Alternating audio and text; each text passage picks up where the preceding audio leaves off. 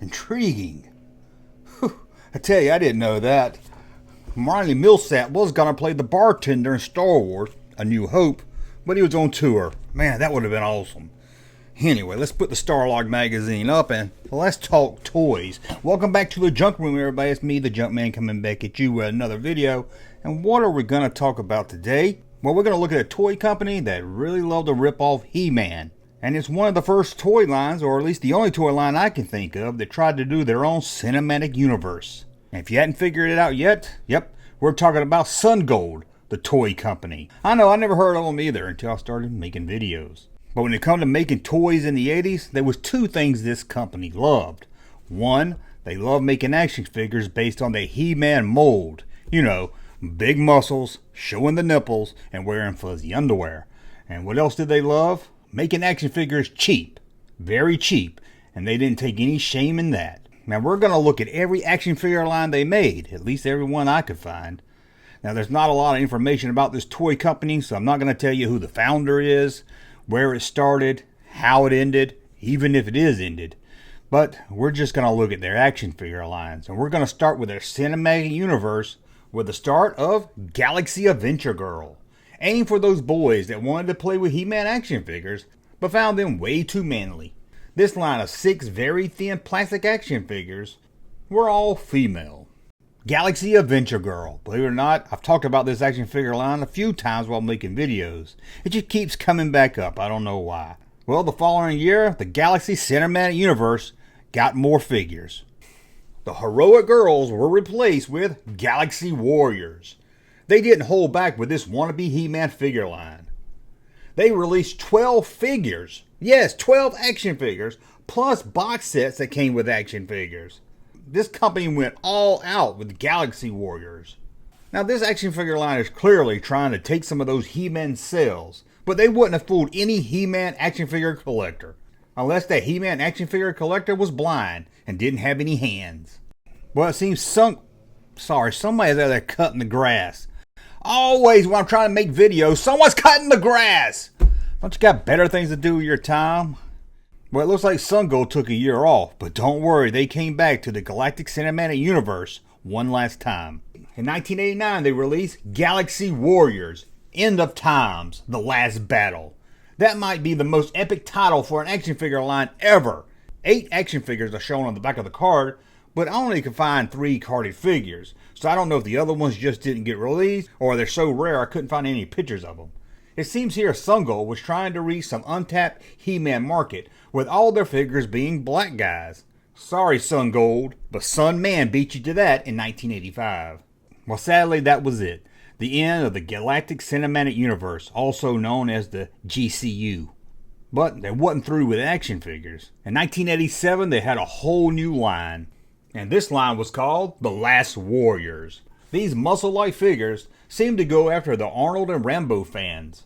These action figures showed off a lot of muscles, and they also showed off a lot of nipples. Not only did it seem they were ripping off Rambo and maybe some Arnold movies, it seems they also was trying to get into that Hulk Hogan craze. I mean, come on, this is Hulk Hogan, right? Let's be honest, this is a Hulk Hogan ripoff. Now, if you didn't see it the other day, I talked about generic robot action figures, and this line was in that video, so we're going to have to talk about it again. We're going to go back to 1985, because that's when Sungold wanted to get into the robot toy market explosion with the release of Laser Force. These were 5.5 transforming action figures. What they transformed into? I don't know, maybe you can figure it out. This seems like some He-Man Transformer S&M hybrid. Only 2 figures would hit the market. Now one thing about this toy company, they wouldn't let a good mold go to waste, especially if that mold was a rip-off He-Man mold.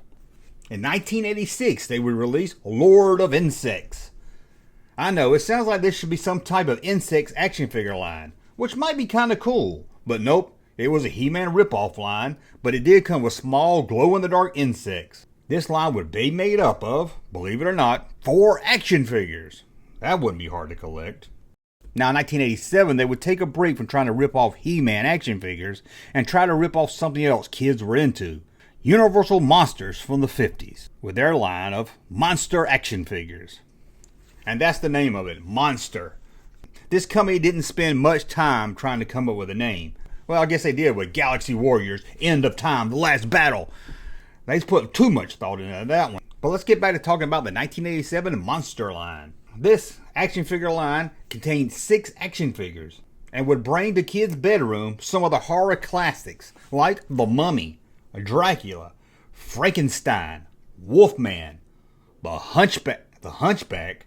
I guess he's kind of scary. I mean, he's got a big hump on his back. And they also released a very scary Where's Waldo action figure. Oh, wait a minute, that's not Waldo. Maybe that's some kind of fake wannabe Freddy Kruger. I guess that's what they were going for. Now let's go back to where this video should started, with the first action figure line released in 1983. I didn't really want to talk about it because I talked about it in that robot video a few days ago. So we're going to have to talk about it again. I didn't want to talk about it then. I sure don't want to talk about it now. So let's just get this one out of the way. The first action figure line was 1983 with a very odd looking MX Space Robot. This line would blend humans with robot. There is not much more I can say about this. There wasn't even much I could say about it in the robot video. If you want to learn more, check out that video. But there were 6 action figures in this line. I'll at least say this action figure at least seems a little bit different than all those He-Man ripoffs they kept doing.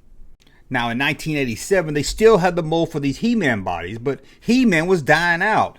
Nobody was buying He-Man toys anymore. Kids had moved on, and one thing kids had moved on to was wrestling. They loved watching wrestling. I mean, you had Andre the Giant, Hulk Hogan. This was a golden era of wrestling. So they took those molds, mixed them together to make an action right. So they took those molds of wannabe He-Man figures and mixed it with wrestling and came up with the genius title for an action figure line, a Wrestler. Yeah, I don't know. Like I said, they didn't spend much time coming up with names. Hey, we got this new action figure line coming out. Oh, really? What kind of action line is it? Oh, it's Wrestlers. We'll call it Wrestlers. 10 action figures would be released in this wrestling action figure line, again called a Wrestler. They didn't even bother to put an S on it, which would make a little bit more sense. I know they're just wrestlers, but to me they look more like Skeletor's Army rejects. It did come with a ring for the wrestlers to fight in, and that's a nice touch. Now in 1983 they started off by trying to blend robots and humans, and in 1988 they tried it once again. With this line, it does kind of look like they're going for the He-Man look, but they did seem to update it a little bit. Sort of He-Man looking action figures would come with armor and be called Machine Force. These 4 unnamed action figures, that's right, they have no name. You know a toy company's really invested in the toy line when they can't even bother to name the figures in the line. Anyway, they had a classic He-Man body that would be covered up with machine armor. Back in 1988, any kid that got this line was very disappointed. And that brings us to 1989, which seems to be the end of this toy company, at least when it comes to the action figures, because I couldn't find anything made after 1989 that's related to this toy company. So let's see what action figures they went out on a bang with. These are without a doubt 100% a ripoff of Kenner's real Ghostbusters action figure line. These are so close I'm surprised they didn't get sued by Kenner.